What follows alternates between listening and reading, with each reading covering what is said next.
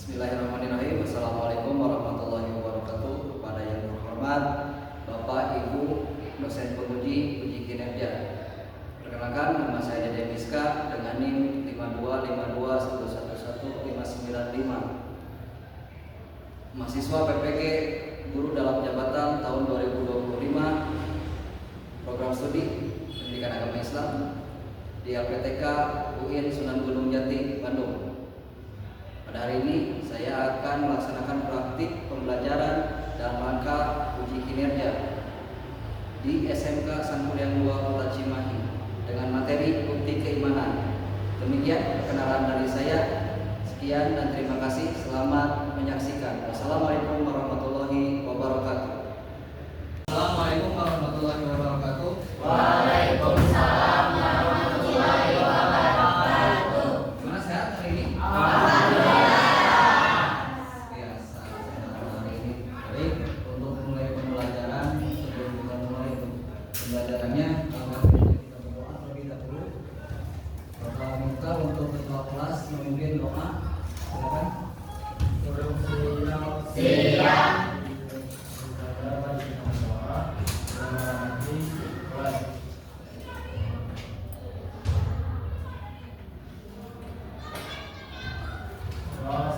Mulainya dengan doa. Pembelajaran hari ini mendapatkan keberkahan dari Allah Subhanahu wa taala. Dan ilmunya juga bermanfaat bagi kita semua. Ya. Baik, sebelum untuk masuk pembelajarannya, Bapak akan cek dulu kehadiran Aisyah, Alifah, Amelia, hari ini Bahira. Yang pertama dari kehadiran ini, yang tadi tidak hadir, kemudian yang sakit, kita sama-sama doakan yang terbaik supaya minggu depan dan pertemuan selanjutnya bisa mengikuti dengan baik juga. Untuk pembelajaran hari ini, Bapak ingin tahu juga kesiapan belajar kalian. Sudah siap belum? Siap belum? Oke, sekarang fokus. Lihat spidolnya ya. Yang kiri, yang tangan kiri Bapak, ini laki-laki, yang tangan kanan perempuan. Kita mulai. 1, 2, 3. Oke, ada yang masih belum? Goyang. Depan. Belakang. Oke, goyang. Pikir. Lihat goyang kemana?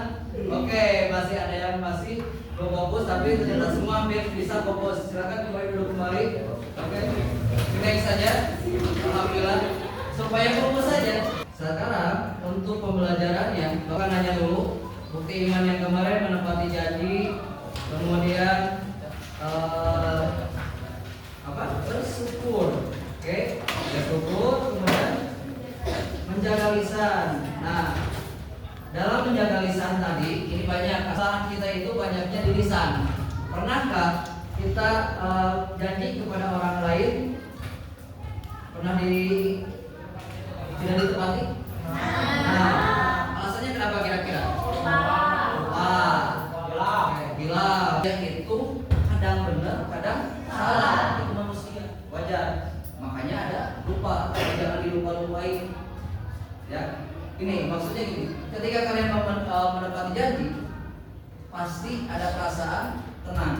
Nah, sekarang gimana rasanya kalau misalkan kita sudah janjian, kemudian tidak ditepati oleh teman kita? Perasaan kita apa? Kecewa, kesal, marah, bahkan tidak percaya lagi dengan janjinya. Apalagi janjinya berulang-ulang tidak pernah ditepati.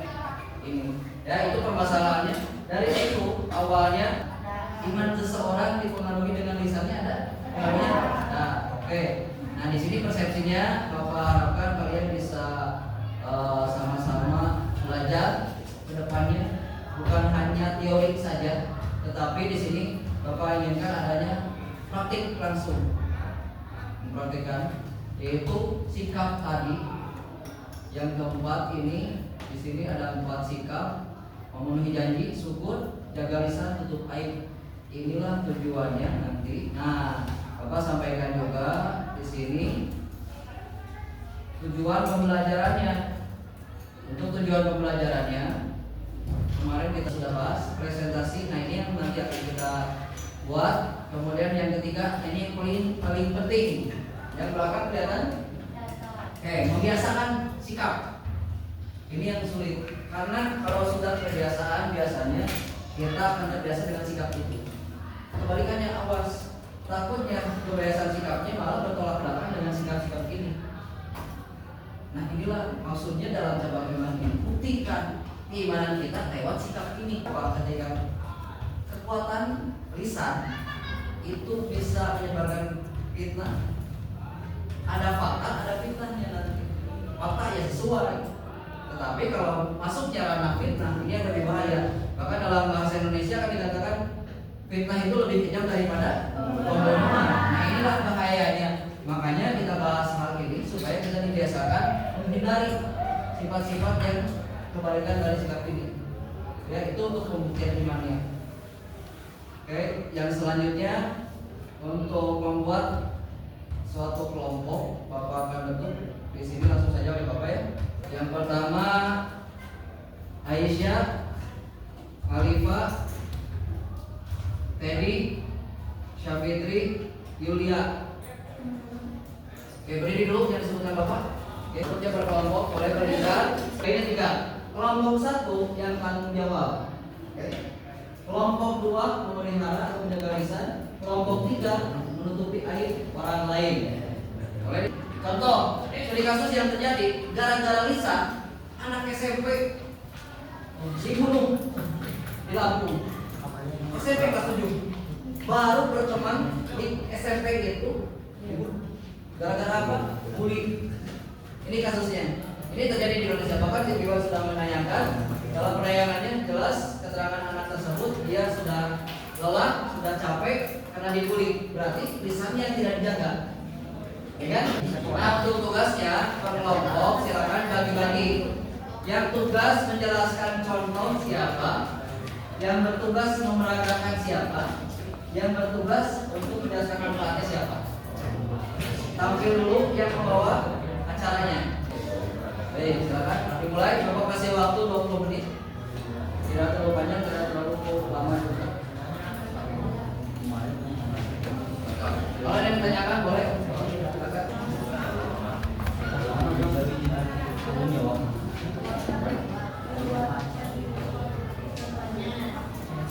Jadi contohnya dulu aja. Aja dulu.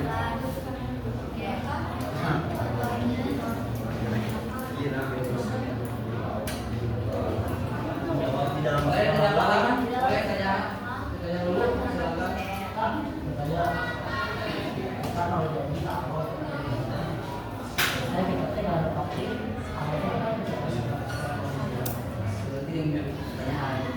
Oke, jadi nanti ada sesi tanya jawab. Siapa dia? Sesi tanya jawab per kelompok nanti tampil. Ada sesi tanya jawabnya. Oke, baik. Nanti akan diakumulasikan pertanyaannya oleh Bapak. Oke, seperti itu.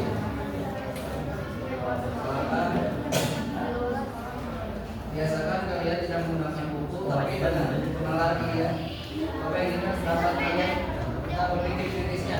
Banyakan tugas sekolah, banyakan tugas yang diberikan di sekolah.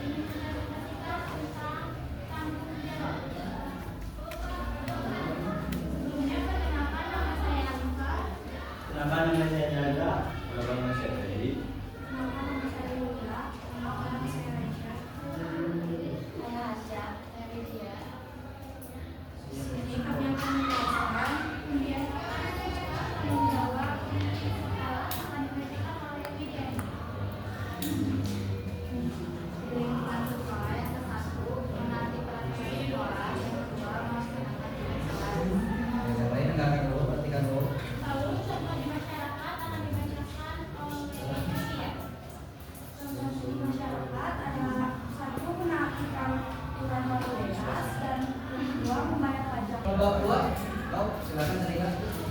Apa dampak bagi kita jika kita tidak melakukan tanggung jawab tersebut? Jika efeknya tidak melakukan tanggung jawab tadi apa? Itu Sandika. Kalau Rian yang setengah-setengah, yang ragu-ragu tidak menyelesaikan tanggung jawabnya. Kalau Sandika nanyanya efeknya tidak bertanggung jawab, efeknya buat kita apa? Oke, dipikir dulu silakan. Diskusi dulu, oke? Boleh yang lain duduk dulu, nanti akan menjawab ke depan. Silakan berunding dulu. Bapak kasih waktu untuk berunding. Oke, persiapan kelompok 2. Assalamualaikum warahmatullahi wabarakatuh. Oke. Kami dari kelompok 2 mempresentasikan hasil diskusi kami mengenai memelihara liar. Sebelumnya perkenalan, nama saya Clarissa Fitria sebagai moderatornya dan bersama rekan-rekan saya ada saya Samina. Nah, sebelumnya kalian tahu gak sih menjaga lisan itu apa? Nah, menjaga lisan itu berarti membatasi ucapan dan mulut hanya beberapa ucapan yang baik. Nah, di sini kita bakal menjelaskan promosi kita memelihara lisan di luar sekolah dan di dalam sekolah, juga manfaat kita dari menjaga lisan yang akan dimulai dari selanjutnya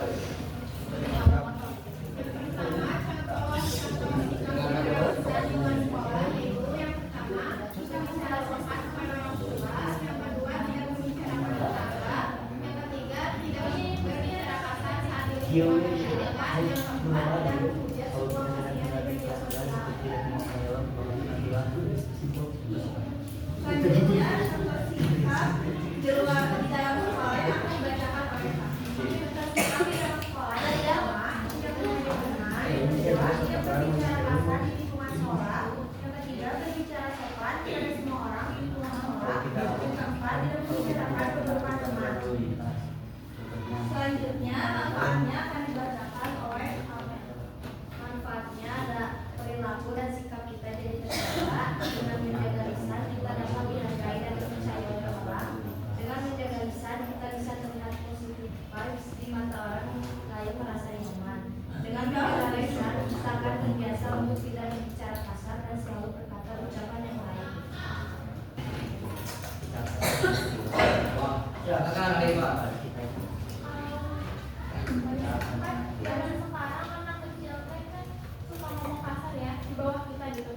Nah itu gimana menurut kalian pendapatnya? Gimana cara kalian mengatasi? Oke. Izin menjawab pertanyaan dari dia.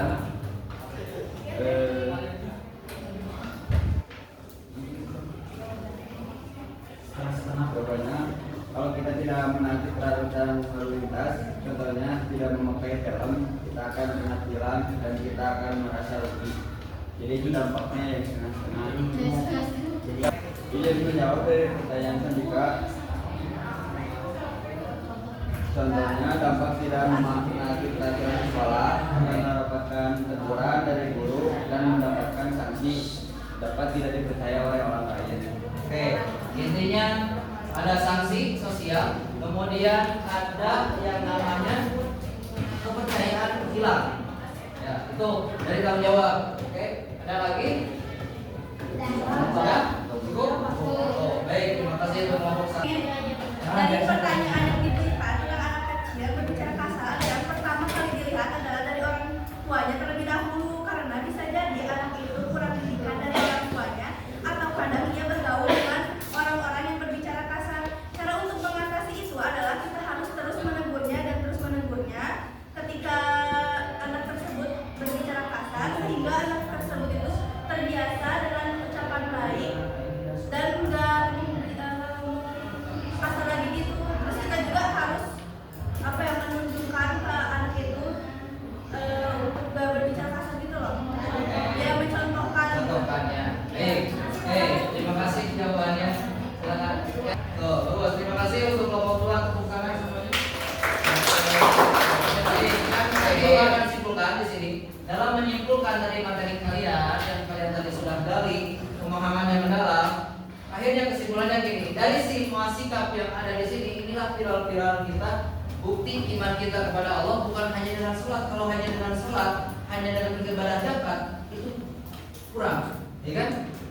mungkin saja sholat kita kadang-kadang 3 waktu, kemudian sholat kita terlalu cepat ataupun ada yang terlewat. Tetapi dengan kebiasaan ini bisa membuktikan bahwa kita beriman kepada Allah dengan cara ini, sikap. Dan ini sikap ini efeknya bukan hanya ke manusia saja, hubungan kepada Allah itu harus bagus. Belum minum tadi ibadah dengan sholat, tapi hubungan sesama manusia, nah itulah dengan sikap. Ya, jadi keempat pilar inilah yang membuktikan iman seseorang tadi. Kaitannya, ternyata ada pengaruh, ya kan? Dari sikap ini ada pengaruh terhadap iman kita. Kalau orang yang berkata kasar, jelas imannya lagi turun. Bukan tidak punya iman. Awas ya, yang tidak punya iman itu dia tidak percaya bahwa Allah ada. Tapi di sini minimal kita sudah tahu keempat inilah yang menjadikan pilar kita sebagai masyarakat. Nantinya kalian di masyarakat akan harus dipraktekkan. Kita contohkan di masyarakat nanti ya. Sikap empat tadi minimal dari tanggung jawab. Kita tanggung jawab kita sebagai siswa apa? Mengajak kepada kebaikan. Tadi berkata kasar ditegur, ya kan? Kemudian mensyukuri nikmat tadi dengan alhamdulillah, apapun itu bisa kita syukuri. Yang ketiga memelihara lisan. Ini banyak kejadian dari ini. Dibully, bisa jadi bunuh diri, bahkan saling membunuh. Kemudian menutupi aib orang lain. Kenapa menutupi aib orang lain? Di sini harus Rasul yang mengajarkan. Jangan hal gede saja. Kita bicaranya hal kecil saja. Maka tidak dari kentut. Jangan saya sering kentut ya kan? Kentut itu bisa membuat masalah besar. Kecurigaan. Contoh, kalian lagi kumpul seperti ini, lagi tenang-tenangnya kemudian itu jadi masalah. Lihat ke belakang. Wah pasti itu. Kira-kira yang dituduhnya enak gak? Karena itu hubungannya tidak menjaga lisan, ya kan? Jadi ucapan Pak sih itu dituduh ini menjaga lisan. Dari menutupi aib orang lain tidak bisa menjaga lisan, tidak bersyukur. Mana tidak bersyukurnya? Orang yang ketut wajib bersyukur. Kalau tidak ketut dioperasi berapa bayarnya? 10 juta rupiah. Ya kan? Ini tidak bersyukur dari kentut ya. Kemudian tanggung jawab, di mana tanggung jawabnya? Karena kita dikasih oleh Allah tadi anugerah yang lebih besar, tanggung jawab. Tanggung jawabnya dengan apa? Kita gunakan akal sehat, berkata yang baik, tutur kata yang baik, kemudian sopan santun kepada siapapun tadi yang disebutkan, tidak pandang bulu, baik ke guru, ke adik, ke siapapun, sopan santun harus dijaga. Endingnya 4 pilar ini harus kita praktekkan dalam kehidupan sehari-hari. Baik.